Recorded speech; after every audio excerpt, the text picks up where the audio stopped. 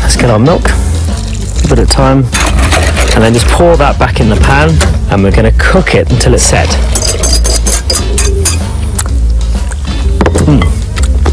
Delicious. And now it's time for Theo's secret ingredient. At this point, add a little bit of whiskey. It can sometimes have a slightly eggy taste, and adding a little bit of whiskey kind of gets rid of that flavour, so you end up with a much sweeter flavour. Whilst Theo's boozy cream filling cools, his pastry case has chilled, so he can now blind bake it, giving him a chance to kick back and watch Rachel assemble her open tart temptation. You okay there, Theo? I'm very well, thank you. Just watching your pastry. It's completely cool at this stage, so now I can prepare the filling. I've got here some whipped cream, so I'm going to turn this into chantilly cream by adding in some vanilla extract and a little bit of sugar, and just fold that in. Now I can fold in my cooled pastry cream, and it's thickened nicely. That is delicious. Okay, so this can now go into the pastry base, and now it's time to add the raspberries. Starting from around the edge, just popping raspberries in. And the whole point of this is the contrast of all the different textures and flavours here. Absolutely gorgeous. Sounds like food poetry. Thank you, Theo. Would you mind passing me some more raspberries, actually, please? You can use my stash of raspberries. Hope there are enough. Yeah, I won't even need all those, thank you. Do you think we have a chance tomorrow? I don't know. I think we've got it right as far as the open fruit flan. Now, maybe just one big raspberry in the centre. And then I've got here red currant jelly that I've just added a tablespoon or so of boiling water into, just so it's a little bit softer. This is slightly time consuming, but I just want to brush each raspberry with the red currant glaze. Oh, a couple of bristles coming away from this brush. I definitely don't want the judge to get a pastry brush bristle in her mouth.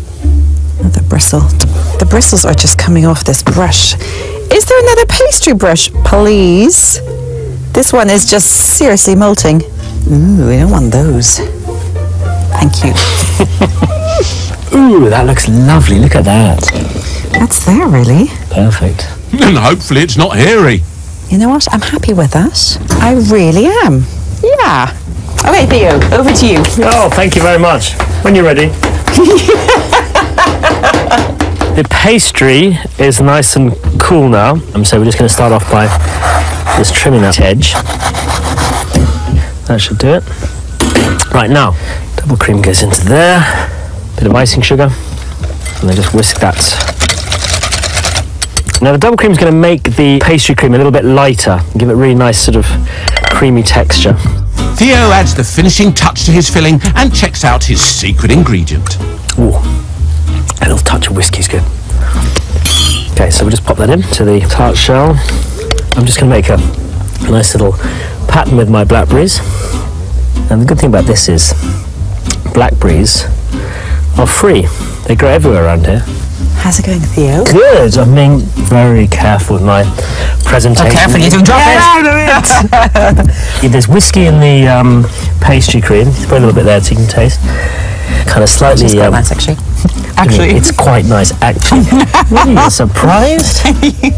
It is quite fancy. It is quite fancy. Yeah. Certainly for me, anyway. Lastly, he glazes the tart with apricot jam, and with a bit of luck, no bristles. This is the most labour-intensive bit, really, isn't it? It is, yeah. But it's worth it. Well, I hope it's worth it. It'll be dark soon, Theo. If you hadn't spent 5 hours making yours, then I wouldn't be in the dark. And I'm just going to put a few flaked almonds. That's it. Oh, that's gorgeous. Got the rustic look. I thought if I did that. No, it's pretty. Pack up the van? Pack up the van. Okay. Pack up the tarts. I'm actually going to sleep with this under my bed tonight. I'm terrified anything's going to happen with the I hope your tart. bed doesn't collapse. Well, collapsing beds are the least of your problems. You two have to beat the best local cooks to win. So, get some shut-eye. It's going to be an early start.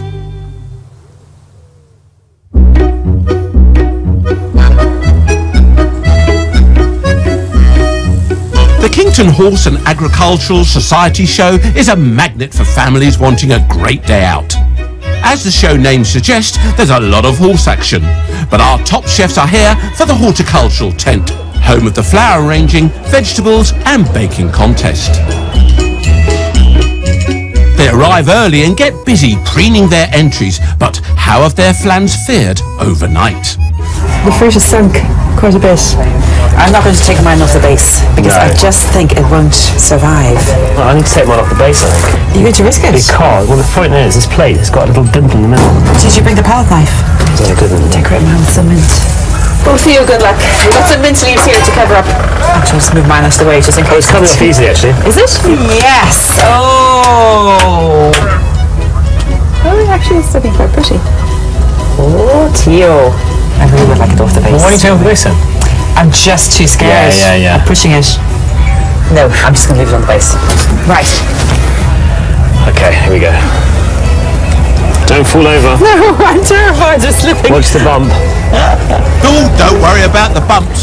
The person you need to bowl over is Christine Fletcher, and she has very high standards. I mean, I think first shows perfection, and sometimes it's not right if there's only one entry in a class to automatically give it first, because it might not be, you know, of a good enough standard. You know, I do tend to be mean sometimes. Oh, hopefully not this time. As Theo and Rachel enter the tent, they realise the competition from the local cooks is very strong, and it's these amazing homegrown bakers that they have to beat to win. Look at that one with the nectarine. Nice pastry work. Nice pastry, yeah. Watching if we can move them, can we? Yeah. Be good now, baby. Oh, there's one with custard. This pastry's falling. I know. Shame. Shame, he says. Shame. Shame. That broken tart belongs to local gal Kate Jones, but she still sets her sights high. I've baked ever since I was a little girl, and I've always wanted to succeed in this. I've entered every competition that's here today, so 14, and I really, really want to win the cup today. Another local competitor is Nan Thomas, and she's poised for a prize. Yeah, I feel confident. I think that's why I like to do it. Kate Morgan's another native that's pursuing an ambition. I'm a prolific enterer, yes. I don't do very well, but I probably enter 6 or 7 every year. I've never won a trophy, no. I'm chasing the eternal trophy. It's just about 10 o'clock, ladies and gentlemen. Can we please empty the tent? We need to start with the judging. Thank you very much. The tent closes and Christine gets ready to make or break dreams. Whilst Christine goes into action, our chefs take in the sheep shearing competition. It's a lot of sheep. It's a lot of sheep.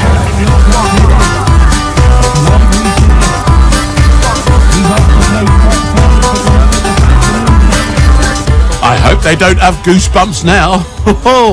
Back in the horticultural tent, Christine advances towards the open fruit tarts, and things look good. Now these are nice looking, aren't they? I'm looking for the pastry primarily, because the skill is in making the pastry and having it lined a tin beautifully. And then I'm going to be looking for the filling, see whether it's even. First up to be assessed is Theo. Right, I've got to cut this section out because I need to see whether the base is cooked.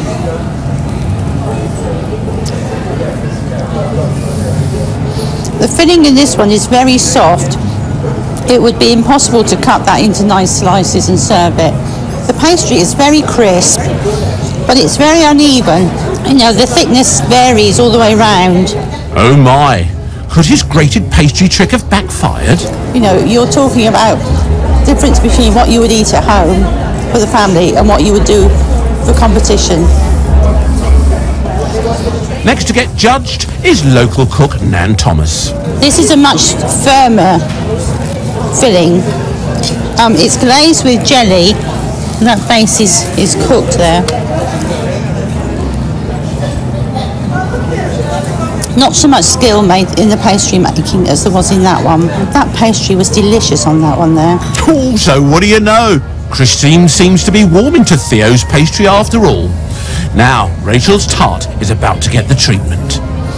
The filling in this is very soft, It's put onto a lovely dish, but it's actually got the base of the flan tin still underneath it, which is not correct. You shouldn't have that there.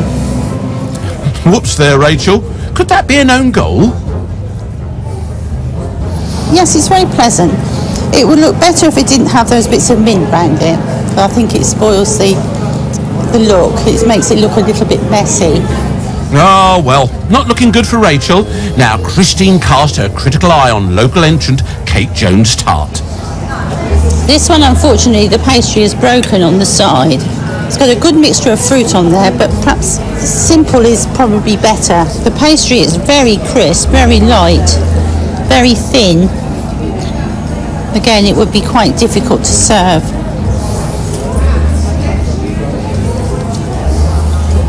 That one was broken anyway, and the glaze is missing. Kate Morgan's open tart is next to get weighed up. That one cuts nicely. The pastry on that one is nice and even. It's an even thickness all the way around and very, very neat, but it's actually quite hard. Taste test done. Has Christine managed to make up her mind on who gets placed? It's very difficult actually, because there are so many elements to look for. Oh, can I give 2 seconds? No first. Oh, Christine, no first place and joint second will put the cat amongst the pigeons. Having taken in the show, Rachel and Theo approach the bench. Will Rachel's baking prowess be back at its peak? Or will Theo's pastry have let him down? I got seconds. Well done, Theo. They came second. You got first. Well, he got joint with hers. So Theo got joint second. It was Kate Morgan who he shared second place with. Rachel discovers why she didn't place. A very hard class to judge. Always remove the flan from the base of your tin before shoving. Well done, everyone, particularly Theo Randall's, whose was extremely good and tasted delicious. Well Where's first prize? Oh, well done you. Thank you. Great. Should we go home now? Kate Jones had high hopes to win a cup. Flan I didn't place in, unfortunately. There was quite a lot of competition. But she'd only got 1 second and 2/3 in other classes. So not enough to win a trophy. Better luck next year, Kate. Third place went to Nan Thomas. So yeah, very happy with that, yeah.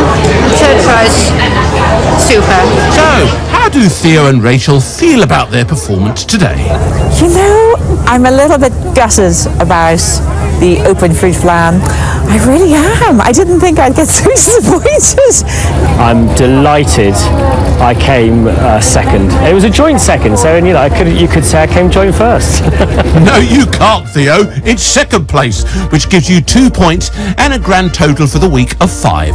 Rachel gets nothing today, leaving her total also at 5. So crikey, the whole week rests on tomorrow's cook-off. Next time on Country Show Cook-Off, it's the last chance for them to create an amazing prize-winning dish if they want to win the week. But there's technical hitches. Every time I turn this on, the lights go out. And the competition turns nasty. Good day's work. I'm sorry.